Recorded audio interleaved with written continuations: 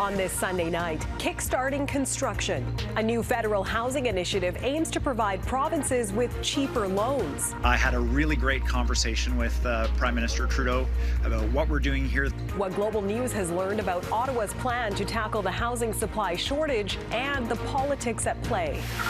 Prescription plight. So you go to sleep at night wondering what's going to happen to you if you don't have the medication. Growing pleas for pharmacare policy provisions as Canadians struggle to pay for prescriptions. The WHO says Gaza's Nasser hospital is not functioning as Israeli troops raid the complex. Rocking royalty reigns. An Indigenous country rocker dubbed the King of the North marks 75 triumphant years. Global National with Farah Nasser. Reporting tonight, Neetu Garcha. Good evening and thanks for joining us. We begin with a new federal initiative to be unveiled next week aimed at tackling Canada's growing housing crisis. Global News has learned the federal government will partner with the province of British Columbia to give developers a building boost through cheaper federal loans in hopes of kickstarting construction on provincial land. Canada's Mortgage and Housing Corporation says approximately 5.8 million homes are needed by 2030 to tackle Canada's housing supply shortage. The new partnership aims to chip away at that by also removing red tape and zoning barriers that often delay the building process. Mackenzie Gray brings us our top story from Ottawa tonight. Mackenzie, what can you tell us about this upcoming partnership? Yeah, Neetu, the Liberals are reaching for a well-used tool to try and spur more home building, this time partnering with the NDP in British Columbia. Thanks so much. Last week, BC Premier David Eby unveiled BC Builds, a new program to construct rental units on provincially owned land. And senior government sources tell Global News the federal Liberals will announce next week that they're partnering with BC to provide low-cost federal government loans to both the province and developers to grow the scope of the project, something the Premier hinted at last week. I had a really great conversation with Prime Minister Trudeau about what we're doing here, the leadership we're showing in BC. I know there's a lot of interest at the federal level. Now, BC Builds already has 3 projects underway and is looking to build roughly 4,000 units for middle-income British Columbians. But sources say the key reason the federal government is working with BC is speed. Eby promised it will take as little as 12 months from concept to construction. That's compared to 3 to 5 years now in the province. And sources say the Liberals will let other premiers know that if they're willing to bring in a similar program, they can count on that same support from Ottawa. Okay, so that's the policy. What are the politics behind this? Yeah, there's 2 key issues, Neetu. Firstly, the Liberals want to put political pressure back on the provinces when it comes to housing. Many folks will remember this comment the Prime Minister made back in August. I'll be blunt as well. Housing isn't a primary federal responsibility. It's not something that we have direct carriage of. And that sentiment is echoed by senior Liberals I talk with. They'll all tell you the provinces and cities need to do more on housing, and they're hoping by signaling the feds are willing to be there if you follow the BC model, that it takes the heat off Trudeau here in Ottawa and pushes it to premiers at their own legislatures. Secondly, the Prime Minister, he spent tons of political capital on housing, and it hasn't worked. The polls are still showing he's down 10-plus points to the Conservatives. And while lots of experts say the policies the Liberals have brought in on housing are good, they'll also tell you it takes 2+ years to impact the market, which is why the speed David Eby is talking about building things is so politically attractive. It will give the Liberals something to campaign on in BC in the next election, in particular in the Lower Mainland, Neetu, a must-win area for Justin Trudeau if he wants to be Prime Minister after the next election. All right, Mackenzie Gray in Ottawa tonight. Thanks for that, Mackenzie. In Nova Scotia, there are concerns for people living in tent encampments in parts of Halifax as an eviction deadline draws near. Just days ago, Canada's federal housing advocate issued a report denouncing such moves. Titled Upholding Dignity and Human Rights, it laid out 6 ways to address tent encampments. That includes ending forced evictions, providing permanent housing options, and that government must act immediately to save lives. Halifax officials say better shelters are being prepared, but there are doubts over whether they will be enough. Heidi Petracek reports. On this bitterly cold day, there are still people living in tents in Halifax, now facing eviction by the city. So Shane Johnson is hoping for a new home soon. Well, I just filled the paperwork last week, Monday, with the housing clinic. Hopefully, I'm trying to get everyone here to do the same thing. Steve Wilsack has been volunteering here for 3 months, and he's not sure what's going to happen on the city's February 26th deadline to vacate. I believe that there's going to be a lot of people that are going to be very busy trying to find homes for individuals. The city first designated tent encampment sites in June of 2022 and then added more the following year as the need only grew. But officials are closing 5 out of the 11 locations, citing safety concerns. I don't want to be in the mayor of a city where people have to live in tents, whether it's outside my window at City Hall or whether it's hidden in the woods. I want people to have options. The last time Halifax evicted people living in makeshift shelters, there were protesters and violence. Officials say they're working ahead of time to prevent that. We will be packing up tents and belongings, relocating them, not people, and telling the individual that it will be in storage. And they insist there are now better options, like these new mini shelters with electricity and washroom facilities, although they won't be ready for a few more weeks. Some could come here depending on the criteria, but others could go, there are other places for them in the city. As the deadline looms, what's next for those who will have to leave their tents is uncertain, just as it is for those across the country still living outside. Heidi Petracek, Global News, Halifax. In Northern Manitoba, RCMP are investigating the death of a 1-year-old boy. The boy's death is being investigated as a homicide. Island Lake RCMP say the child's body was found on the Wasagamak First Nation on Saturday morning just after 9 a.m. A 26-year-old woman has been arrested. Police are not looking for any other suspects.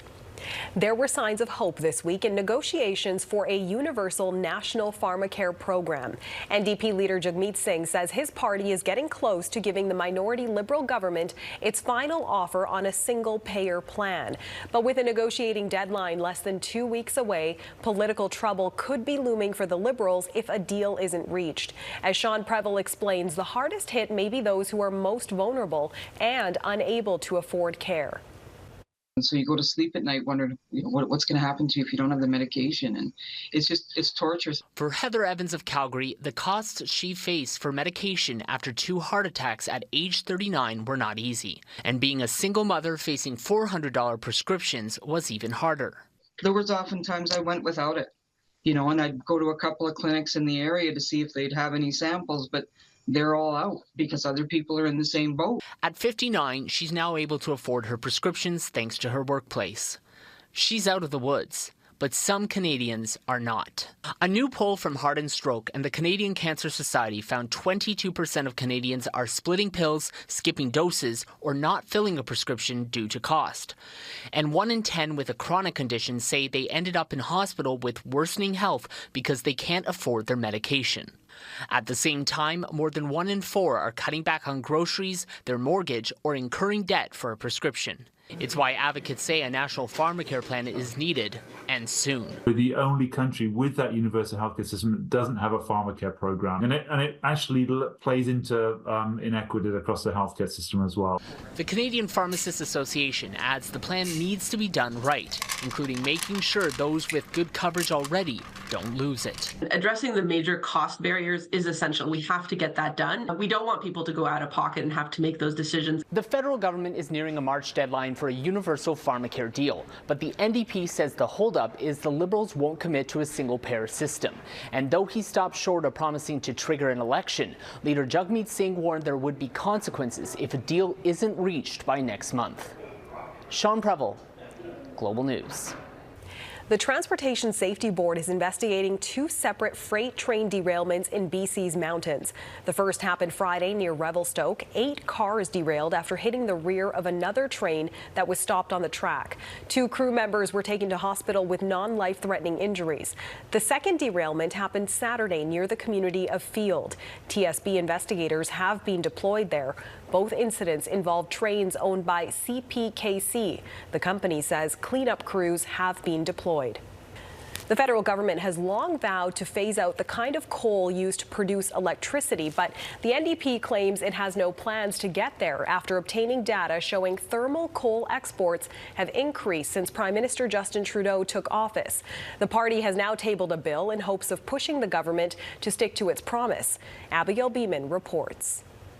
Up to $1 billion for the transition away from coal. In 2021, the Liberal government promised to phase out thermal coal exports by 2030.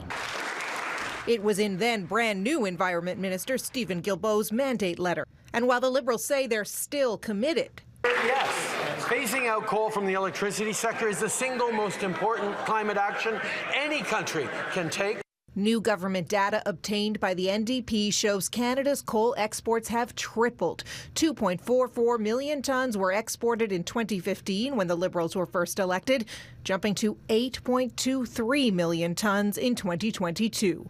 It's shocking. It's shocking. They clearly have no plan to phase out thermal coal exports and no plan to support workers. NDP MP Laurel Collins put forward a private member's bill in Parliament. I'm pleased to be tabling a bill to ban the export of thermal coal, calling on the government to ban the export of coal from as well as through Canada and consult with unions whose members will be affected. I've spoken to longshoremen workers and others who feel very concerned about the fact that the Liberals haven't brought them to the table.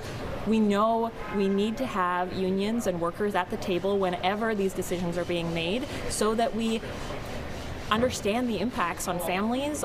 The Coal Association of Canada did not respond to a request for comment from Global News by deadline. Thermal coal is the dirtiest and the deadliest of all fossil fuels.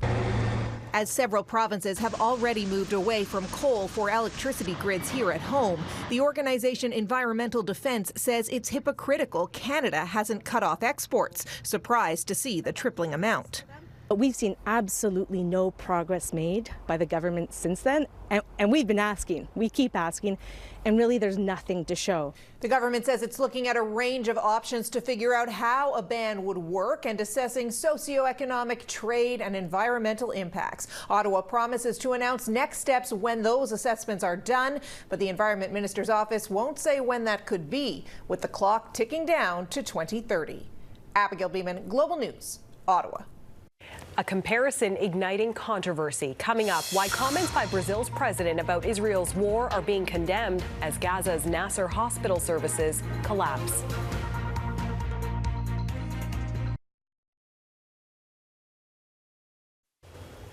Munich's Security Council conference has wrapped up after 3 days of top-level talks. But before it ended, Canada's foreign minister met her Chinese counterpart on the sidelines of the summit. Melanie Joly says she asked Beijing to stop helping Russia sidestep international sanctions and discussed Ukraine and the Mideast crisis. Melanie Joly also asked Beijing to play a role in keeping the Red Sea safe for commerce and to, quote, help to influence the Houthis to keep the Red Sea open. The Iran-backed rebel group says its attacks in the Red Sea are in response to Israel's ongoing assault in Gaza, which is now focused on Rafah. The United Nations estimates 1.4 million Palestinians have fled there. As Redmond Shannon reports, Israeli Prime Minister Benjamin Netanyahu has rejected calls to stop a ground offensive in the overcrowded city. Israel says a ground invasion is coming to Rafah. In the meantime, airstrikes on the crowded city continue. Where should we go? We have nowhere, says this man who has already fled his home in Khan Yunis. Israel and Egypt say Gazans will not be allowed to flee into Egypt. But authorities there are building new walls that appear to be enclosing a large parcel of land or buffer zone on the Egyptian side of the border.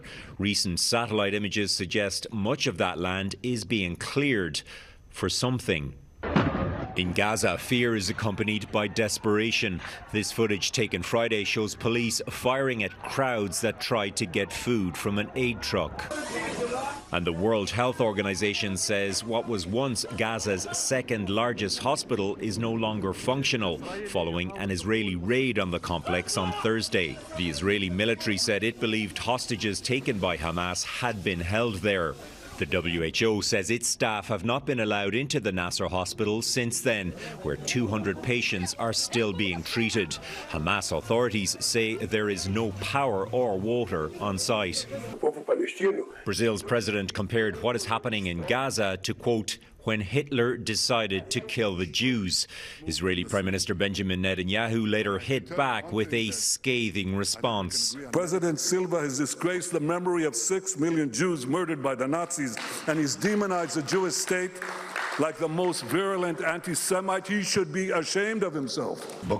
On Sunday, Netanyahu also rebuffed growing calls for an accelerated two-state solution, telling his cabinet such a move would only reward Hamas for its October 7th attack on Israel. On Tuesday, the United Nations Security Council is likely to vote on another resolution demanding an immediate ceasefire. The United States has already suggested it will again exercise its veto and vote no. Neetu? Redmond Shannon in London tonight. Thanks, Redmond. Ahead, testing the limits of Germany's refugee system as Ukrainian families seek sanctuary.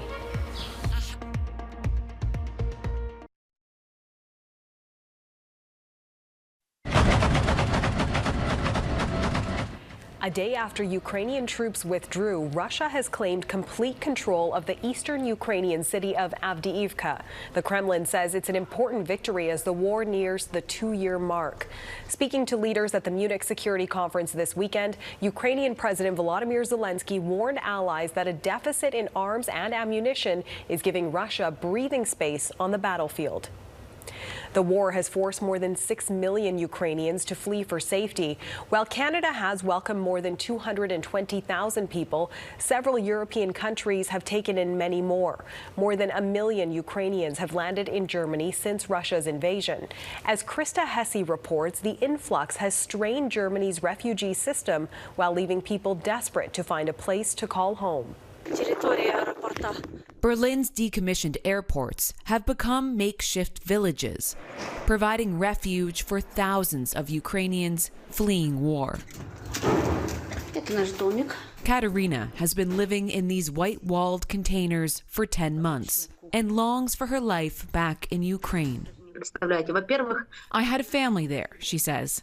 I had lots of friends, my job, and a house. We're only using her first name out of concern for her family's safety. This camp at the former Tempelhof airport doesn't feel like home, but she's making do. A housing shortage in the German capital has left thousands of refugees stuck in these temporary shelters with nowhere else to go. When we first spoke with Katerina last September, she was living in a different airport camp, one that houses nearly 4,500 people. The food is disgusting, she says. We Ukrainians are not considered people here. At the Tegel airport camp, fights and theft were frequent, Katerina says, and families were often served inedible food. Germany has taken in more than 1 million Ukrainian refugees since 2022. The spokesperson for the state ministry responsible for the camps in Berlin told us the system is strained.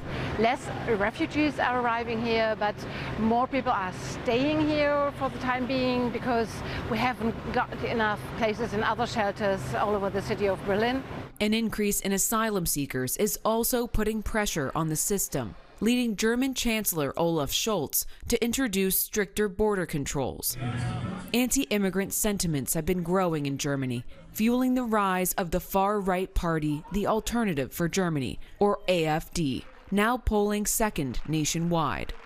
Its nationalism could affect whether Ukrainian refugees are allowed to stay in the country long-term. For now, Ukrainians are told to find their own apartments, but say that's a near impossible task. These people, like most of them, they get discriminated, especially who are still in the camps. Katerina now plans to look for an apartment elsewhere. I have plans like Napoleon, she says. She's eager to restart her life outside of the confines of an airport. Krista Hesse, Global News, Berlin. Next, celebrating a trailblazing Indigenous country rocker whose music and resilient spirit transcends generations. A Manitoba country music icon is celebrating his 75th birthday with fanfare fit for a king. Ernest Monius is a residential school survivor from Pimachikamak, also known as Cross Lake Cree Nation. Our Melissa Ridgen managed to catch up with the trailblazing artist.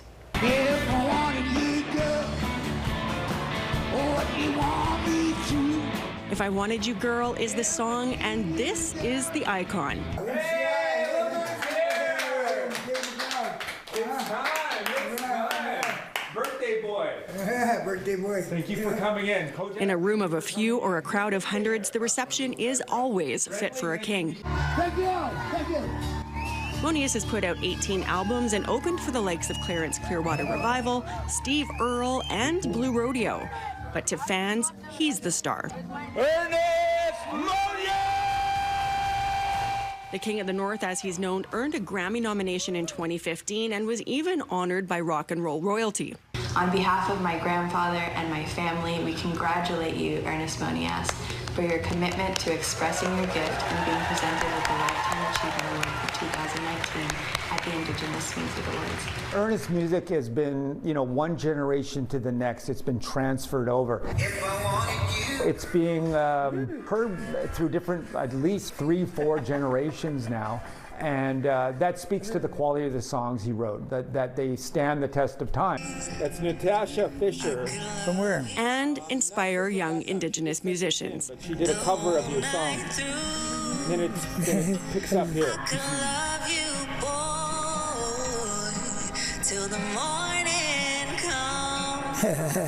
It's cool. Anyone can record my songs that I wrote. Anybody. Do you love it when you hear fans? Yeah. If they do it right, they're better. Fine. Good for them. While he headlined his own 75th birthday concert tonight, he's not blowing out the candles on his career just yet. You got 60 years in the business. Yes. What's your 5-year plan, 10-year plan, 20-year plan? What's Ernest Monius doing then? Carry on, I guess. See how far I can go. His devout fans, and maybe even some new ones, will have to wait and see what everyone's favorite uncle does next. Melissa Ridgen, Global News, Winnipeg. What a talent. And that is Global National for this Sunday night. I'm Neetu Garsha. Tonight's Your Canada is Johnston Canyon in Banff, Alberta. We love seeing your Canada. Please keep emailing your photos to viewers@globalnational.com. Thanks so much for watching and have a great night.